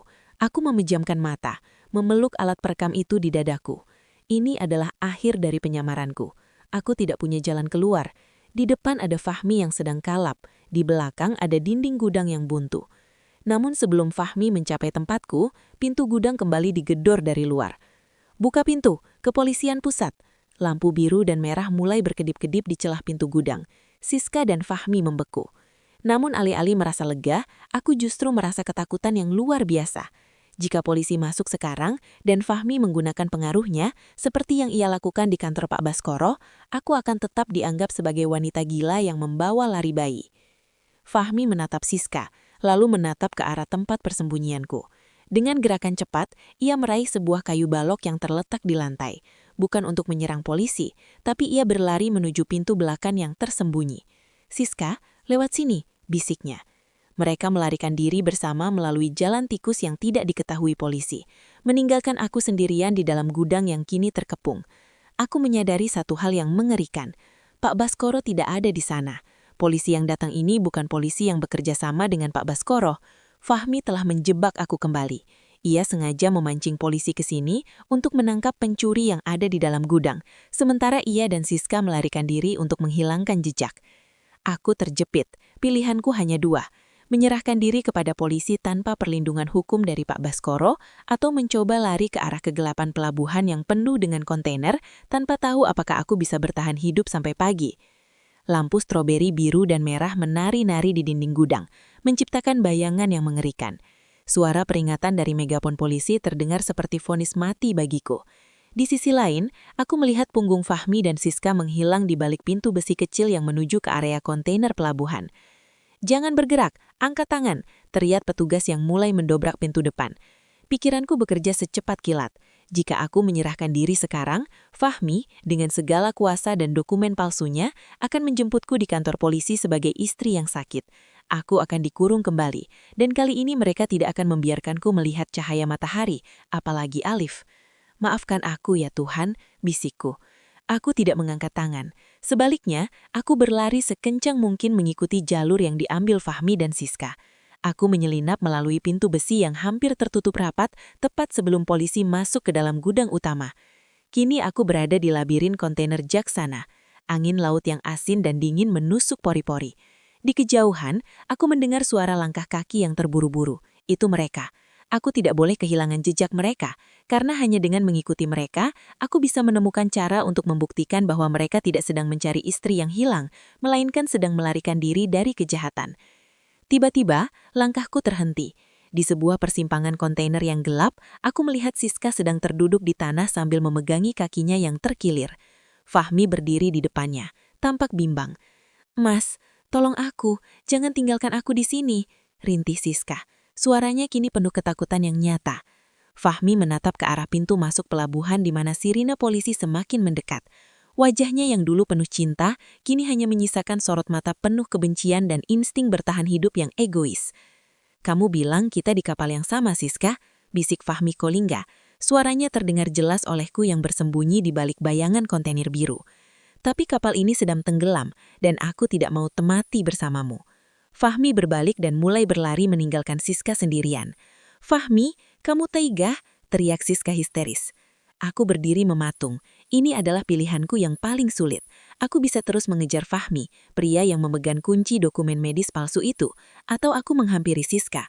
Siska adalah saksi kunci, tapi dia juga orang yang paling membenciku. Jika aku membantu Siska, polisi mungkin akan menangkap kita berdua dan aku akan dianggap sebagai komplotannya. Namun jika aku biarkan dia akan bungkam selamanya demi menyelamatkan dirinya sendiri. "Alif, ibu harus melakukannya demi kamu," batinku. Aku keluar dari bayangan. Siska tersencak melihatku. Matanya membelalak, mulutnya menganga seolah melihat hantu. "Arini," bisiknya tergemetar. "Diam Siska, jangan berteriak," kataku dengan suara yang sangat tenang namun penuh tekanan. "Pria yang kamu puja baru saja membuangmu seperti sampah. Hanya aku yang bisa membantumu keluar dari sini sebelum polisi menemukanmu. Tapi ada syaratnya." "Apa maumu?" "Berikan aku ponselmu. Aku tahu kamu punya rekaman pembicaraanmu dengan Fahmi tentang rencana pemalsuan surat sakitku sebagai asuransi jika dia mengkhianatimu. Aku tahu tipe wanita sepertimu, Siska. Kamu tidak akan melangkah tanpa jaminan." Siska tersengung. Ia meraba sakunya. Benar, dia punya kartu as itu. "Jika aku memberikannya, apa kamu akan meninggalkanku?" tanya Siska penuh curiga. "Aku akan membawamu ke tempat Pak Baskoro. Dia akan melindungimu sebagai saksi kunci. Itu satu-satunya cara agar kamu tidak membusuk di penjara sendirian, sementara Fahmi bebas menggunakan uangnya untuk cuci tangan." Siska terdiam. Suara polisi terdengar hanya berjarak beberapa kontainer dari kami. Sinar senter mulai menyapu area sekitar. "Cepat Siska, putuskan sekarang," tekanku. Dengan tangan gemetar, Siska menyerahkan sebuah ponsel kecil berwarna perak kepadaku. Ada di folder tersembunyi, sandinya tanggal pernikahan kalian. Dia tidak pikir aku tahu, tapi aku tahu segalanya. Aku menggenggam ponsel itu. Inilah bukti yang selama ini aku cari. Namun saat kami hendak beranjak, sebuah suara dingin terdengar dari atas kontainer di belakang kami. Sangat menyentuh, reuni dua sahabat di tengah pelabuhan. Kami mendongak. Di atas sana, berdiri Fahmi. Ternyata dia tidak benar-benar pergi.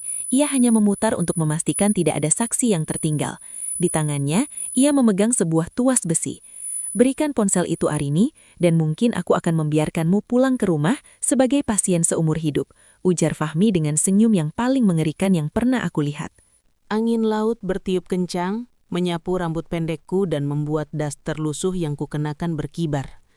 Di atas sana, berdiri pria yang pernah menjadi pusat semestaku. Fahmi tampak seperti raksasa hitam di bawah rembulan. Bayangannya jatuh menutupi aku dan Siska yang sedang meringkuk di lantai beton. "Turun, Mas. Jangan lakukan hal bodoh," teriakku. Suaranya parau tertiup angin. Aku menyembunyikan ponsel Siska di balik lipatan kain gendongan Alif yang kini kosong. "Hal bodoh?" Fahmi tertawa sumbang. "Hal bodoh adalah saat aku membiarkanmu membawa Alif pergi malam itu. Seharusnya aku memastikan kamu istirahat lebih awal di rumah sakit jiwa." Ia melompat turun dari kontainer dengan lincah, mendarat hanya 3 meter di depan kami. Tuas besi di tangannya beradu dengan lantai, menimbulkan suara denting yang memekakkan telinga. Siska beringsut mundur, wajahnya penuh teror. "Mas, ingat aku, Mas. Kita berencana membangun masa depan bersama." Isak Siska mencoba memohon. "Masa depan tidak butuh saksi yang tahu terlalu banyak, Siska," sahut Fahmi tanpa menoleh sedikit pun padanya. Matanya terkunci padaku. "Berikan ponsel itu hari ini. Kamu tidak punya bukti lain. Polisi di depan sana adalah orang-orang yang mengenalku sebagai donatur tetap yayasan mereka. Kamu pikir mereka akan percaya pada seorang wanita yang dilaporkan hilang karena gangguan mental?" Aku mundur 1 langkah, merasakan dinginnya dinding kontainer di punggungku. Aku terjepit. "Mungkin mereka mengenalmu sebagai donatur, tapi mereka belum mendengar rekaman di ponsel ini. Rekaman di mana kamu tertawa saat merencanakan dosis obat untuk membuatku linglung." Fahmi menggeram. Ia menerjang maju, tangannya berusaha merebut tas kecil yang melingkar di bahuku. Aku menghindar dengan gerakan refleks seorang ibu yang terbiasa melindungi anaknya. "Berhenti!" teriakku. "Polisi sudah di sini. Jika kamu menyakitiku, kamu tidak akan bisa lari." "Aku tidak perlu lari," bisik Fahmi. Wajahnya kini hanya berjarak beberapa inci dari wajahku. "Aku hanya perlu membuatmu terlihat seolah-olah kamu mencoba melakukan tindakan menyakiti diri sendiri karena depresi, dan aku datang untuk menyelamatkanmu. Siska akan menjadi saksinya. Bukan begitu, Siska?" Fahmi melirik tajam ke arah Siska. Siska gemetar, menatap aku, lalu menatap Fahmi. Di titik ini aku melihat keraguan besar di mata Siska. Dia tahu jika dia membantu Fahmi sekarang, dia mungkin akan bebas malam ini. Tapi dia akan menjadi budak Fahmi selamanya. "Arini, lari!" Tiba-tiba Siska berteriak. Siska dengan sisa tenaganya merangkak dan memeluk kaki Fahmi dengan erat. "Lari, Arini! Bawa bukti itu ke Pak Baskoro!" "Lepaskan Siska!" Fahmi meronta, mencoba melepaskan pelukan Siska di kakinya. Aku tidak menyia-nyiakan kesempatan itu. Aku berlari menembus kegelapan, melewati lorong-lorong kontainer yang sempit. Napasku tersengal, paru-paruku terasa berbakar. Di belakangku aku mendengar suara gaduh dan teriakan kemarahan Fahmi. Aku melihat cahaya senter polisi semakin dekat. Aku harus membuat pilihan terakhir yang paling sulit. Menyerahkan diri pada polisi yang mungkin memihak Fahmi, atau melompat ke arah dermaga, di mana sebuah perahu nelayan sedang bersiap lepas landas. Jika aku melompat ke perahu, aku akan hilang dari jangkauan hukum sementara. Tapi aku bisa membawa bukti ini ke Pak Baskoro. Jika aku ke polisi, resikonya bukti ini dihancurkan sebelum sempat didengar. 1, 2, aku memejamkan mata dan melompat dari tepian dermaga tepat saat sebuah tangan kekarmenan mencoba menarik kerah bajuku dari belakang. Biur, air laut yang dingin membungkus tubuhku.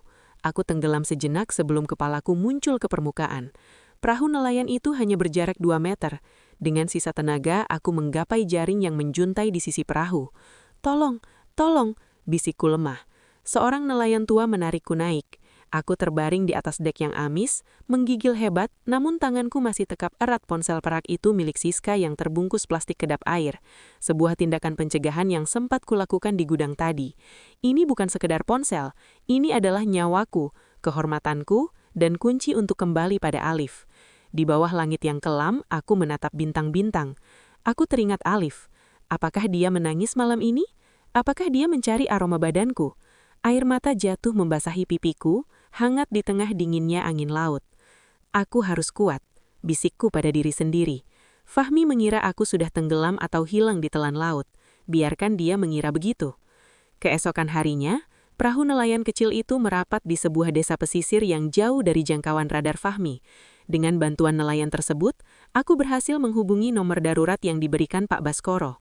3 jam kemudian, sebuah mobil jemputan datang. Saat pintu mobil terbuka, aku melihat wajah Pak Baskoro yang tampak sangat lega namun tegang.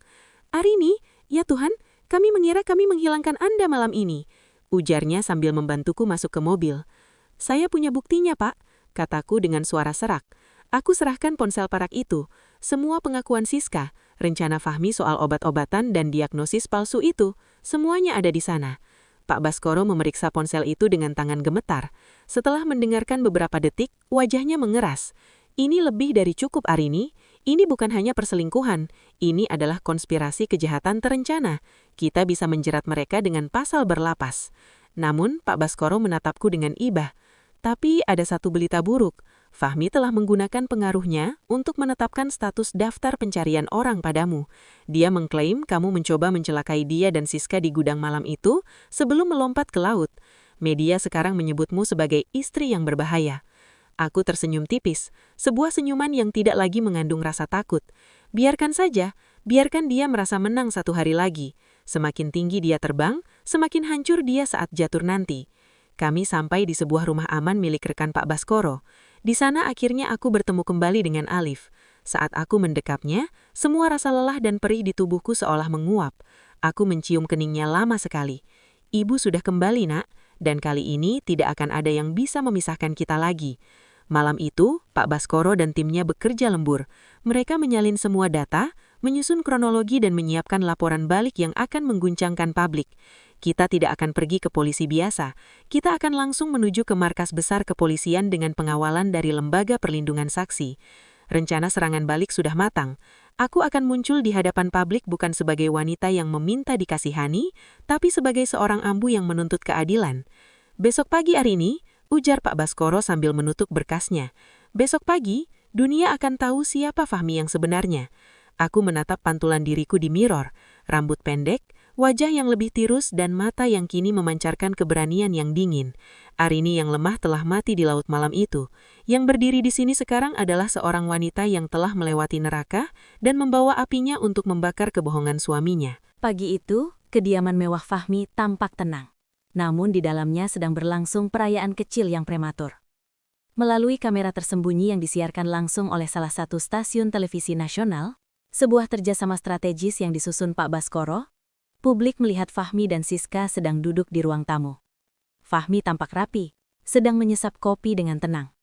Di depannya, Siska, yang ternyata sudah dilepaskan Fahmi setelah drama di pelabuhan dengan ancaman tertentu, sedang membantu merapikan berkas-berkas pengalihan aset. Hari ini, Arini akan dianggap hilang secara permanen oleh hukum. Dan Alif, dia akan menjadi tiket kita untuk mendapatkan seluruh warisan dari yayasan keluarganya. Suara Fahmi terdengar jelas melalui mikrofon yang telah diselipkan Pak Baskoro melalui orang dalam di rumah itu. Tepat saat itu, di luar gerbang, sebuah konvoi mobil berhenti. Aku turun dari mobil pertama. Aku tidak lagi memakai daster kumal atau penyamaran. Aku mengenakan setelan blazer berwarna putih tulang yang tegas, rambut pendekku tertata rapi, dan mataku menatap lurus ke arah pintu rumah yang dulu menjadi penjara bagiku. Di belakangku, puluhan wartawan dan petugas dari Lembaga Perlindungan Saksi, serta kepolisian pusat mengikuti. "Buka pintunya," perintah Pak Baskoro. Petugas keamanan rumah yang mengenali Pak Baskoro dan melihat aparat kepolisian tidak berani menghalangi. Kami masuk ke ruang tamu tepat saat Fahmi tertawa mendengar lelucon Siska. Tawa itu mati seketika. Gelas kopi di tangan Fahmi terlepas dan pecah di lantai. Persis seperti vas bunga yang dijatuhkan Siska waktu itu. "Arini." Suara Fahmi tercekak di tenggorokan.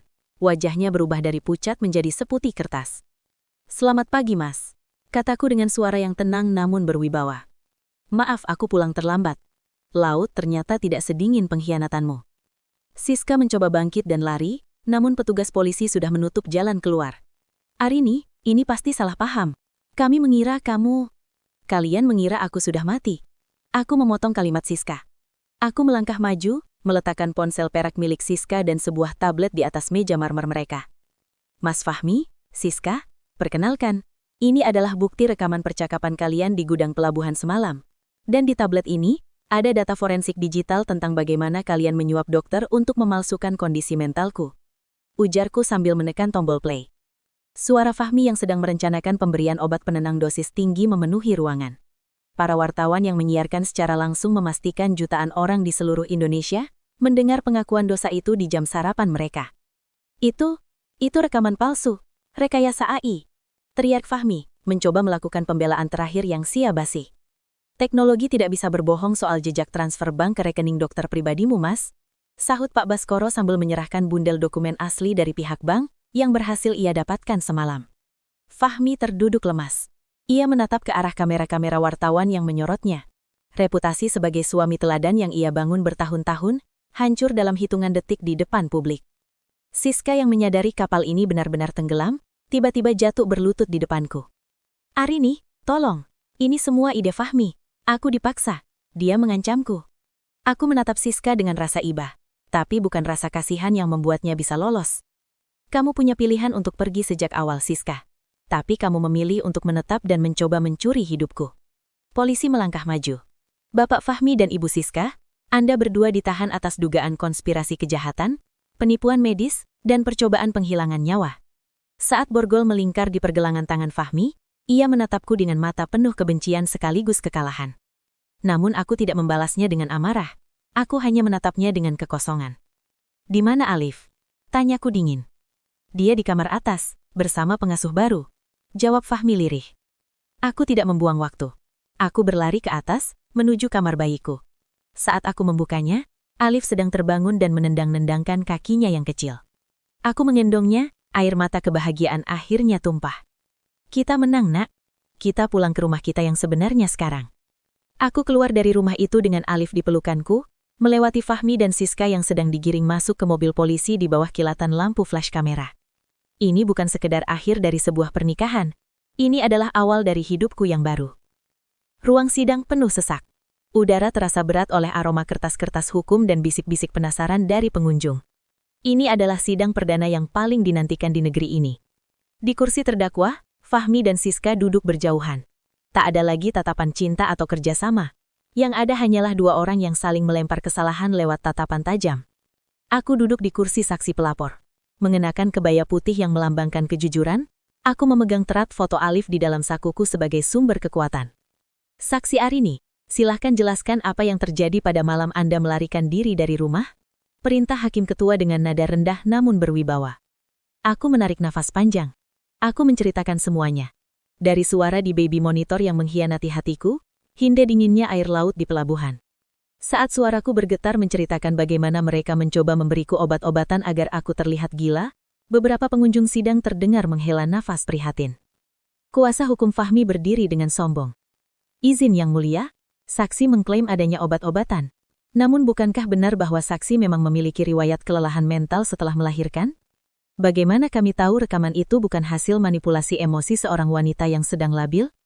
Aku menatap pengacara itu dengan tenang. Aku tidak menangis. Aku tidak marah. "Yang Mulia," jawabku tegas. "Saya membawa saksi kunci yang selama ini disembunyikan oleh pihak terdakwa." Pintu ruang sidang terbuka. Pak Baskoro masuk membawa seorang pria paruh badan berkacamata yang tampak sangat ketakutan. Dia adalah Dr. Januar, dokter pribadi yang selama ini dibayar mahal oleh Fahmi untuk memalsukan diagnosa mentalku. Fahmi tersentak. Ia tercoba berdiri, namun ditahan oleh petugas. "Januar, jangan bicara sembarangan," teriaknya kalap. "Diam, terdakwa," tegur hakim sambil mengetuk palu. Dr. Januar bersaksi dengan suara gemetar. Ia menyerahkan sebuah buku catatan hitam yang berisi jadwal pemberian dosis vitamin, yang sebenarnya adalah obat penenang dosis tinggi untukku. "Saya dipaksa, Yang Mulia. Bapak Fahmi mengancam akan menghancurkan karir saya, jika saya tidak membantu menyingkirkan istrinya secara halus agar aset yayasan keluarga istrinya bisa ia kuasai sepenuhnya." Seluruh ruang sidang riuh. Siska tiba-tiba histeris. Ia mulai berteriak bahwa dia hanya pion, bahwa Fahmilah otak dari semuanya. Mereka mulai berteriak di depan hakim, membongkar kebusukan masing-masing demi mendapatkan keringanan hukuman. "Dia yang menjanjikan aku rumah ini," teriak Siska sambil menunjuk Fahmi. "Dan kamu yang mengusulkan untuk menukar bayi itu dengan bayi lain jika Arini tidak kunjung menyerah," balas Fahmi dengan kata-kata yang jauh lebih kejam. Aku menutup mata sejenak.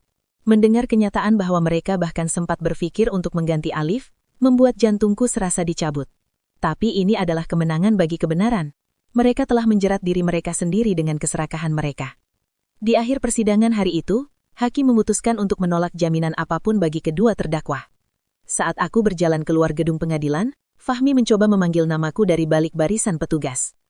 "Arini, Maafkan aku melakukan ini demi masa depan kita.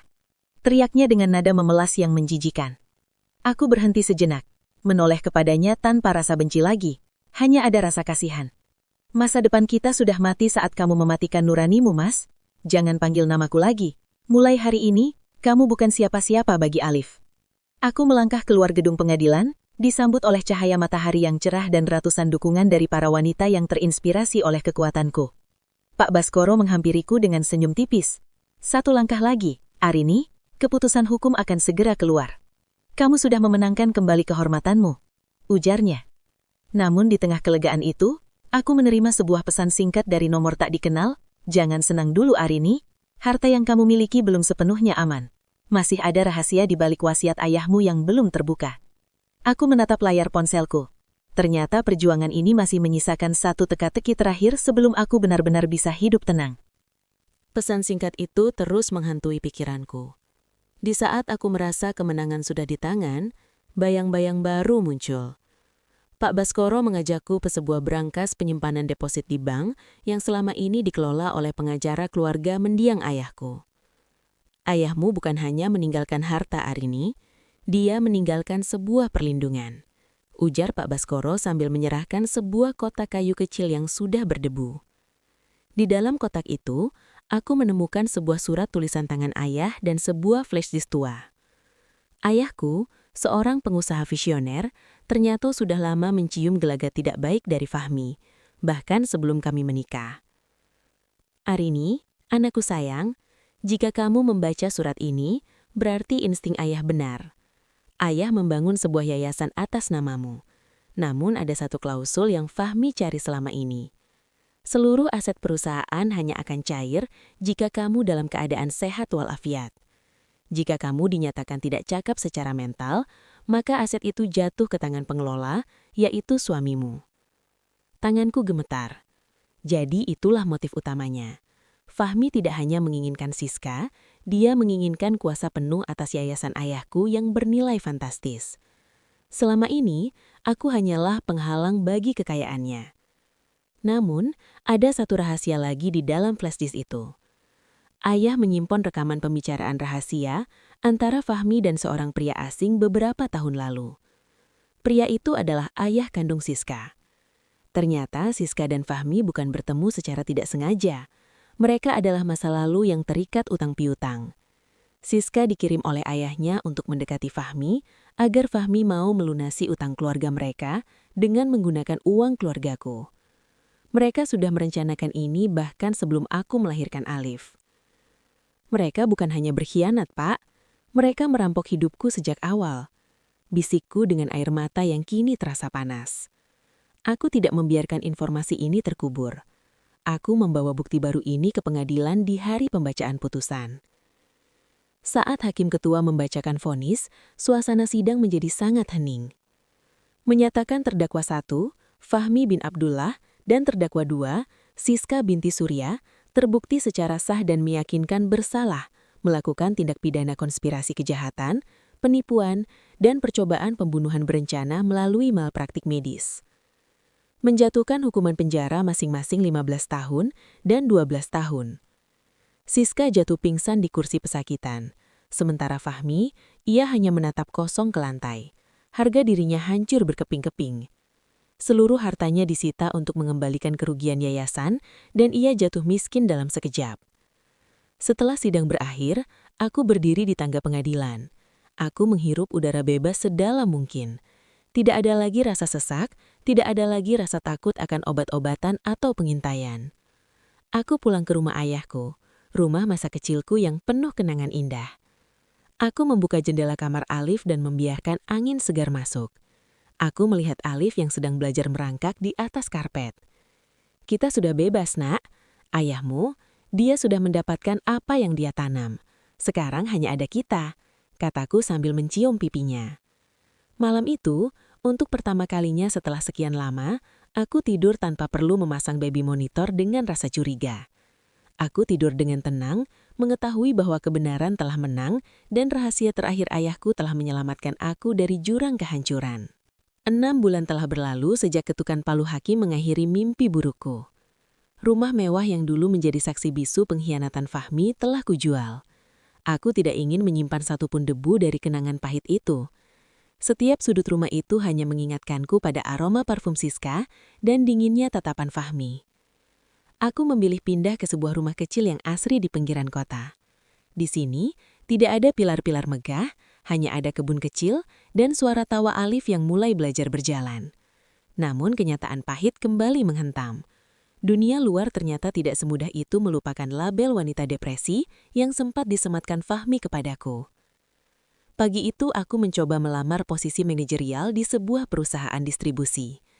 Aku butuh pekerjaan tetap, karena sebagian besar aset warisan ayahku masih tertahan di pengadilan untuk proses pembersihan dari hutang-hutang ilegal yang dibuat Fahmi. "Ibu Arini," ujar pria di depanku sambil menutup map lamaranku dengan perlahan. "Kami tahu Anda memenangkan kasus itu. Kami tahu Anda adalah korban. Tapi, klien-klien kami sangat sensitif. Mereka masih ragu apakah kondisi mental Anda benar-benar sudah pulih setelah kejadian di pelabuhan itu." Atu mengepalkan tangan di bawah meja. "Saya dinyatakan sehat secara medis dan hukum. Kejadian itu rekayasa, bukan penyakit." "Saya tahu, tapi stigma lebih sulit dihilangkan daripada catatan kepolisian," jawabnya tanpa rasa bersalah.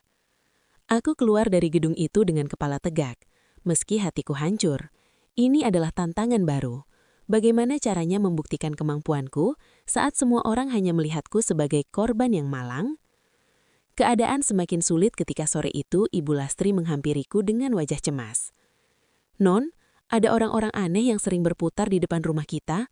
Mereka memakai kacamata hitam dan mobil mereka tidak memiliki plat nomor yang jelas." Jantungku berdegup kencang. Apakah sisa-sisa pengikut Fahmi, ataukah ini ancaman dari keluarga Siska yang tidak terima anak mereka mendekam di penjara selama 12 tahun? Malam itu, saat aku sedang menyuapi Alif, ada batu dilempar ke arah jendela ruang tamuku. Prang! Kaca pecah berantakan. Alif menangis histeris.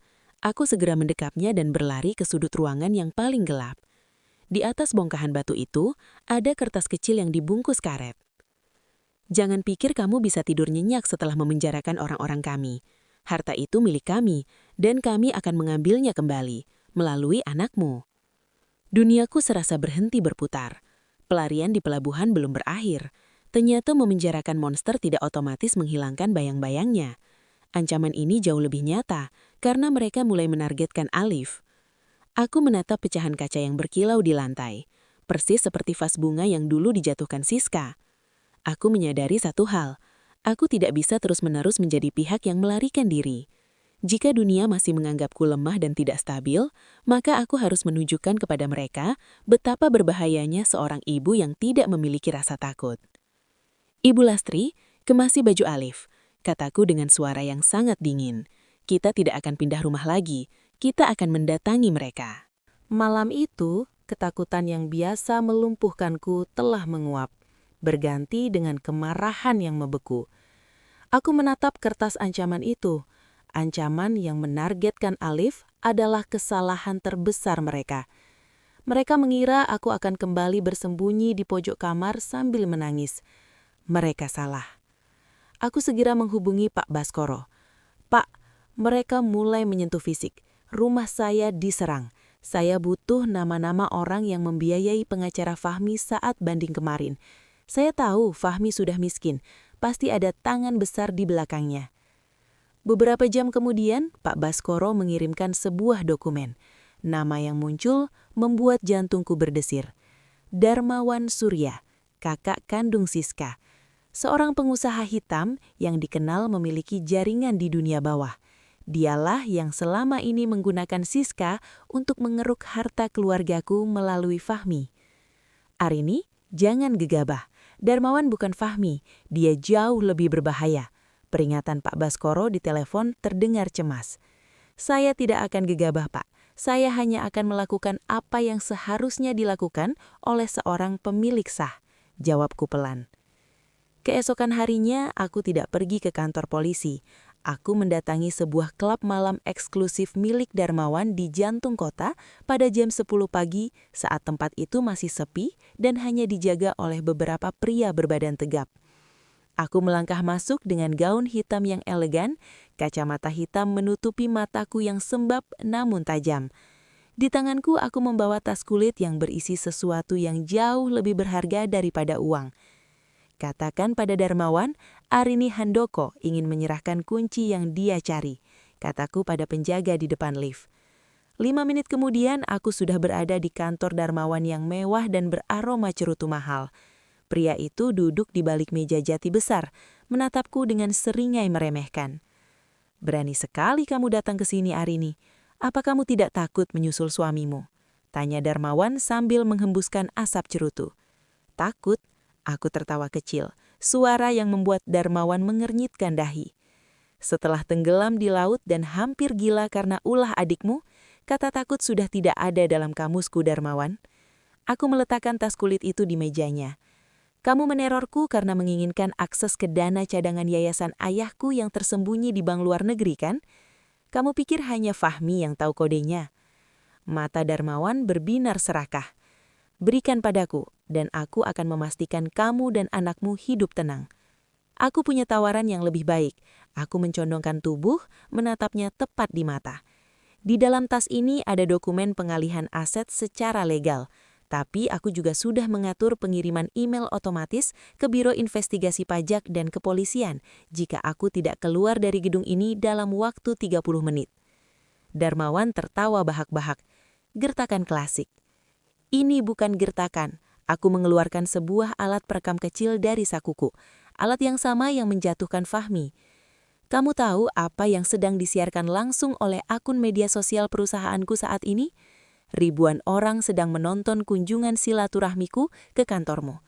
Jika sesuatu terjadi padaku di sini, seluruh dunia akan melihat wajahmu sebagai tersangka utama."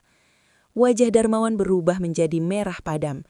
Dia melihat ke arah ponselnya, dan benar saja, tim media sosialku yang kini terdiri dari wanita-wanita korban kekerasan yang kupimpin sedang melakukan siaran langsung dari depan gedungnya, menciptakan opini publik yang masif. "Kamu gila, Arini," geramnya. "Bukan gila, Darmawan, hanya sangat berani," kataku dengan nada dingin.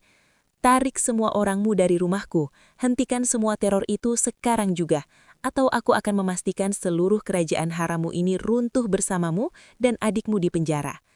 Di detik itu, aku melihat dominasi di mata Darmawan goyah. Dia menyadari bahwa dia tidak sedang berhadapan dengan wanita depresi yang bisa diintimidasi. Dia sedang berhadapan dengan seorang ibu yang sudah kehilangan segalanya dan tidak keberatan untuk membakar dunia demi melindungi anaknya. Darmawan mengambil ponselnya, menekan sebuah nomor. "Tarik semuanya, sekarang, jangan pernah sentuh rumah itu lagi." Aku berdiri, mengambil kembali tas kulitku yang sebenarnya hanya berisi kertas kosong.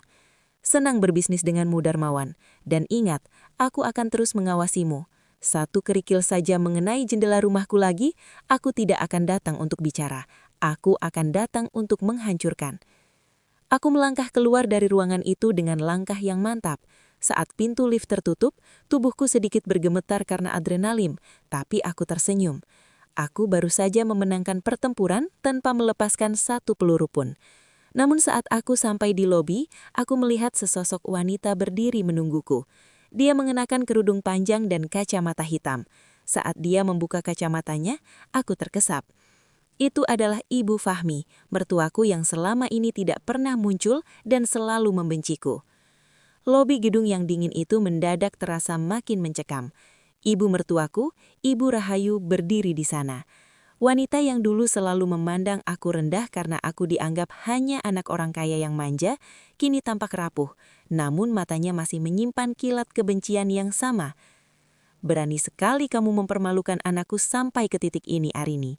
Suaranya bergetar, bukan karena sedih, tapi karena harga dirinya yang hancur.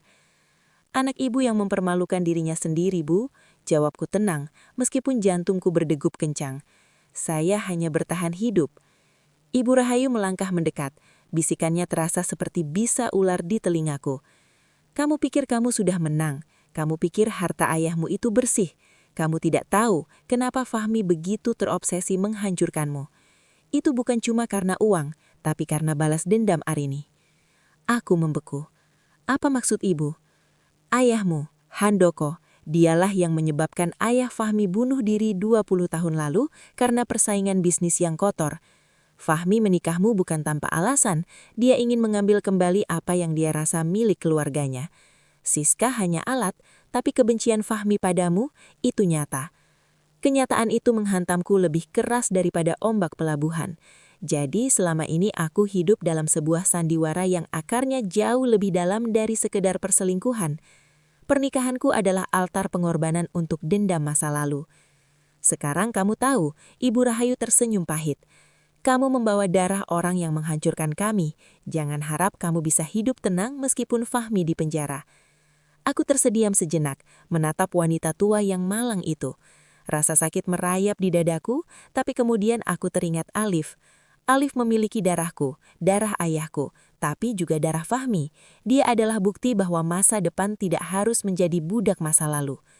Jika ayah saya berbuat salah di masa lalu, biarlah itu menjadi urusannya dengan Tuhan, tapi saya dan Alif tidak akan menanggung dosa yang tidak kami berbuat. Fahmi memilih untuk menjadi monster, sementara saya memilih untuk menjadi manusia. Itulah bedanya. Aku melangkah pergi, meninggalkan Ibu Rahayu yang terpaku di lobi. Aku tidak akan membiarkan racun masa lalu ini merusak masa depanku lagi. Sesampainya di rumah, aku melihat Alif sedang bermain di taman bersama Ibu Lastri. Matahari sore yang hangat menyinari wajahnya. Aku berlari kecil dan memeluknya erat. Alif tertawa, tawa yang paling tulus yang pernah kudengar. Aku mengambil ponselku dan menelpon Pak Baskoro. Pak, saya ingin mendonasikan sebagian besar aset yayasan yang masih bermasalah dengan keluarga Fahmi ke panti asuhan dan beasiswa atas nama keluarga mereka. Saya ingin memutus rantai dendam ini hari ini juga. Kamu yakin, Arini, itu jumlah yang sangat besar? Tanya Pak Baskoro terkejut. Sangat yakin, Pak. Saya ingin Alif tumbuh di dunia yang tidak berhutang pada kebencian. Malam itu aku duduk di teras sambil memandangi bintang. Aku teringat semua kejadian gila ini, dari baby monitor di kamar Siska, pelarian di laut, hingga konfrontasi di pengadilan. Aku telah kehilangan banyak hal, suamiku, beshapku, dan rasa percayaku. Namun aku menemukan sesuatu yang jauh lebih berharga, diriku sendiri. Aku bukan lagi Arini yang malang, aku adalah Arini yang tangguh. Aku adalah seorang penyiram. Aku mematikan lampu teras, masuk ke dalam rumah, dan mengunci pintu. Bukan karena aku takut, tapi karena aku tahu bahwa di dalam rumah ini, kebahagiaan jejatiku sudah lengkap. Gema dari baby monitor itu sudah hilang. Yang ada sekarang hanyalah hening yang pasti dan janji fajar yang baru di esok hari.